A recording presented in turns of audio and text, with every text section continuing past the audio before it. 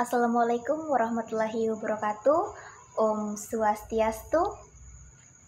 Perkenalkan, nama saya Putu Anisri Dewi. Saya dari Fakultas Keguruan dan Ilmu Pendidikan, Program Studi Pendidikan Fisika. Nah, di sini saya akan menjelaskan tentang organel sel. Organel sel yang akan saya jelaskan yaitu tentang retikulum endoplasma. Di mana organel sel ini ditugaskan oleh Ibu Maretik SPMSI selaku dosen pengampu biologi.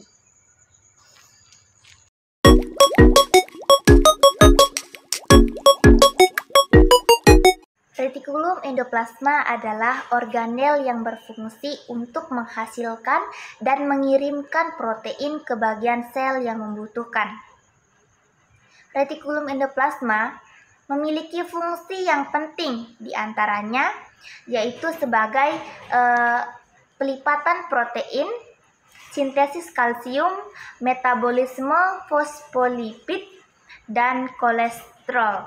Nah, retikulum endoplasma ini terbagi lagi menjadi dua, yaitu retikulum endoplasma kasar dan retikulum endoplasma halus. Apa sih yang dimaksud dengan retikulum endoplasma kasar?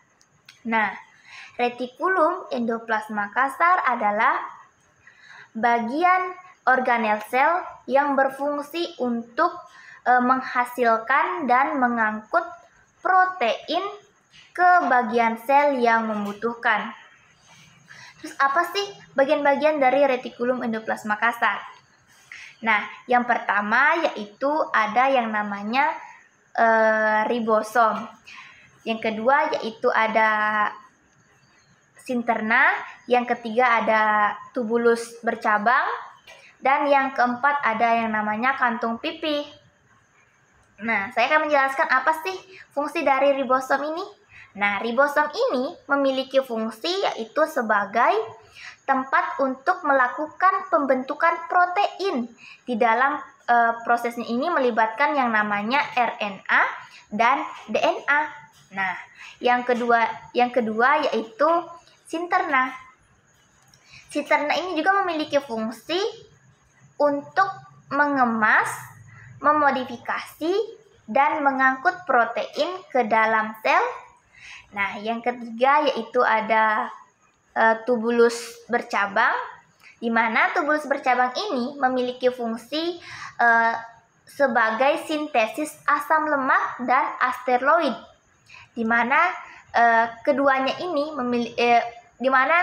fungsi keduanya ada yang namanya metabolisme karbohidrat, dan yang ketiga yaitu mendetoksifikasi obat-obat di dalam di dalam lemak. Nah, yang terakhir yaitu ada namanya kantong pipih. Nah, kantong pipih ini memiliki fungsi yaitu mensintesis protein lipid dan menyimpan kalsium serta membantu proses metabolisme. Nah, bagian yang kedua yaitu ada yang namanya retikulum endoplasma halus. Nah, apa sih yang dimaksud dengan retikulum endoplasma halus?